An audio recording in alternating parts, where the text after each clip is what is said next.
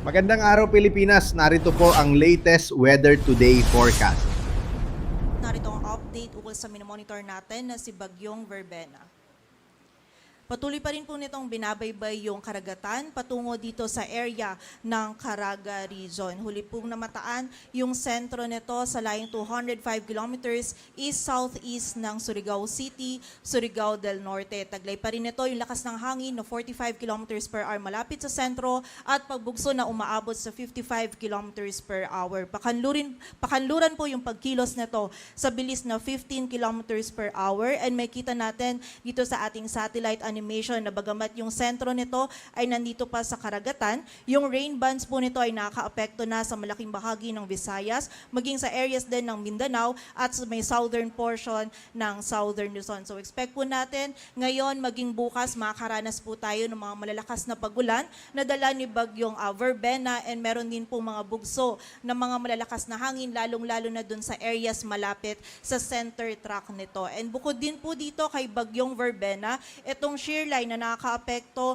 sa may silangan ng Luzon ay magdudulot din po ng significant or mga malalakas na pagulan, mostly sa malaking bahagi or sa eastern section din ng northern at central Luzon. So malaking bahagi po ng ating bansa yung pinag-iingat natin dahil po lalong-lalo na sa mga pagulan na dulot ng shear line at ng Bagyong Verbena.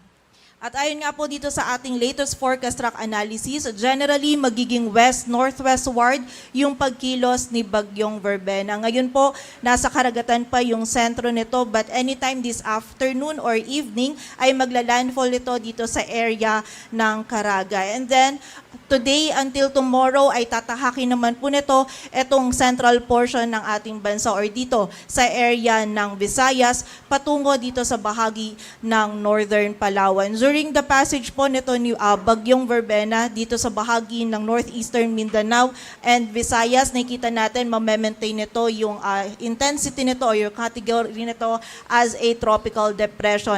And kapag po ito ay nandito na sa bahagi ng Sulu Sea or West Philippine Sea, ay mag-i-intensify po ito into a tropical storm. Again, sa ngayon po is malawak yung rain bands na dala nito ni Bagyong Verbena. So muli po expect natin yung mga pag-ulan is kailangan po nating i-highlight dito sa malaking bahagi ng Visayas, Southern Luzon and also sa area din po ng Mindanao. Kung mapapansin po natin, ikukumpara natin yung intensity naman nito kumpara sa mga nakaraan pong bagyo is hindi po ganun kalakas yung hangin na dala ni Bagyong Verbena. But kailangan pa rin po natin itong i-consider dahil depende pa rin po yung epekto nito sa vulnerability ng mga lugar. Kung saan yung hangin po na dala as a tropical depression, posible pa rin itong magdulot ng mga minimal to minor damages, lalong-lalo na doon sa mga structures natin na gawa sa like materials. Kaya pag-iingat pa rin po para sa ating mga kababayan. And then, nakita naman po natin by Wednesday morning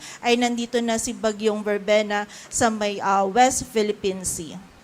So kaugnay po ng hangin na dala nito, meron tayong nakataas na wind signal number 1 sa Occidental Mindoro, Oriental Mindoro, Romblon, northern portion ng Palawan kasama na yung Cuyo, Calamian at Cagayancillo Islands. Sa mainland Masbate, maging sa Antique, Aklan, Capiz, Iloilo, Guimaras, Negros Occidental, Negros Oriental, Siquijor, Cebu, Bohol, Samar, Eastern Samar, Biliran, Leyte, Southern Leyte, maging sa Dinagat Island, Surigao del Norte, northern portion ng Surigao del Sur, Agusan del Norte, northern portion ng Agusan del Sur at sa eastern portion ng Misamis Oriental. During the passage po nito ni Bagyong Verbena, most likely yung highest possible wind signal na ikita natin is wind signal number 1 for the area of Visayas and Mindanao. But posible po kapag nag-intensify pa ito into a tropical storm, ay mag-raise po tayo ng wind signal number 2 dito sa may northern Palawan area sa mga susunod po na issuance natin kapag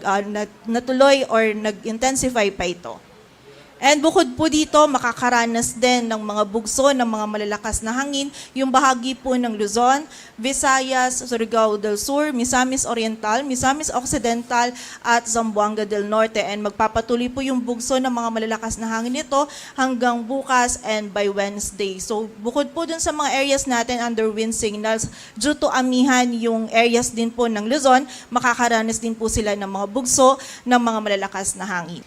And sa kasalukuyan naman po, ito yung as of 11 a.m. natin na nakataas ng mga heavy rainfall warning. So sa ngayon po, meron na tayong nakataas na red warning for the area of Eastern Samar, Samar, Biliran, Leyte, and Southern Leyte. Samantala, may orange warning naman po for Dinagat Islands, ilang areas ng Surigao del Sur, Cebu, Bohol, maging yung ilang bahagi din po ng Iloilo. And yung bahagi din po ng Negros Provinces, Siquijor, ilang bahagi ng Agusan del Norte and Agusan del Sur, maging ito din ilang bahagi pa ng Capiz at Iloilo ay meron na din po tayo nakataas na yellow warning. Ito pong warnings na to ay ito yung sa kasalukuyan na nararanasan ng ating mga kababayan.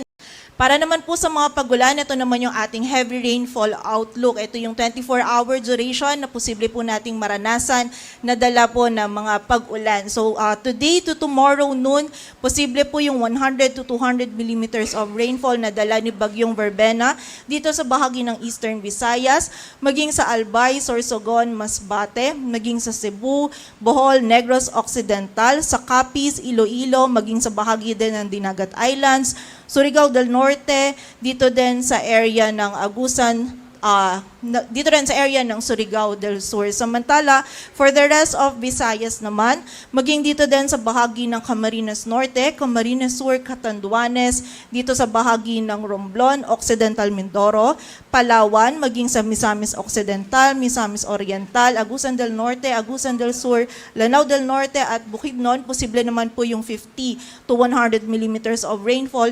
Dulot ito ni Bagyong Verbena. So may kita po natin ngayon hanggang bukas, malaking areas na po or yung buong bahagi na ng Visayas, yung northern part ng Mindanao and yung bahagi din ng southern Luzon, yung makakaranas po ng mga malalakas na pag-ulan. And bukod din po dito, ang shear line magdudulot din ng mga pag-ulan sa Cagayan, Isabela, Aurora, Quezon, maging sa area din ng Marinduque at Oriental Mindoro. Samantala, tomorrow noon naman po hanggang Wednesday noon, by this time po si Bagyong Verbena most likely ay nandito na banda sa may Panay Island patungo po dito sa Northern Palawan. So patuloy po yung mga pag-ulan na ating mararanasan, 100 to 200 millimeters of rainfall dito sa Panay Island, maging sa Negros Occidental, Oriental Mindoro at Romblon. Samantala, 50 to 100 naman dito sa ilang areas pa ng Eastern Visayas, maging dito din sa Bicol Region, sa area ng Palawan, Occidental Mindoro at nalalabing bahagi pa po ng dito sa may Cebu, Bohol, Negros Oriental at sa area din po ng Siquijor. And kasabay po nito kapag po itong si Bagyong Verbena na ay nandito banda sa may bandang Panay Island is yung shear line din po natin is magiging mas mataas po yung rainfall na idudulot for most parts of northern and central Luzon, maging dito din po sa Metro Manila. So posible po ang 100 to 200 millimeters of rainfall sa Cagayan, Isabela, maging sa Aurora at Quezon. Samantala, 50 to 100 naman sa Apayao, Kalinga, Mountain Province, Ifugao, Nueva Vizcaya, Quirino, Nueva Ecija, Bulacan, Metro Manila, Cavite, Rizal at Laguna. So expect po natin ngayon hanggang bukas is malalakas po talaga or mataas po yung volume ng mga pag-ulan na mararanasan natin sa malaking bahagi ng ating bansa. Kaya po makipag-ugnayan po tayo sa ating mga LGU para doon sa mga aksyon na kailangan natin gawin para po sa ating kaligtasan dahil again, magiging mataas pa rin po yung banta ng mga pagbaha at pagguho ng lupa, lalong-lalo na din doon sa mga areas natin na malapit sa ilog, sapa, sa mga bulubunduking lugar kung saan mas prone po sila sa mga flash floods at landslides. While from Wednesday noon naman to Thursday noon, kung saan nasa West Philippine Sea na si Bagyong Verbena, meron pa rin pong 50 to 100 millimeters of rainfall sa area ng Palawan at Occidental Mindoro. At ang shear line naman, patuloy pa rin magdudulot ng mga pag-ulan, posible yung 100 to 200 sa Cagayan, and 50 to 100 naman sa Apayao, Kalinga, Isabela at Aurora. At sa kasalukuyan po, ang gale warning natin ay nakataas sa area ng Batanes. Ito po ay dulot ng amihan at magiging katamtaman hanggang sa maalo naman po yung lagay ng ating karagatan for the rest of the country.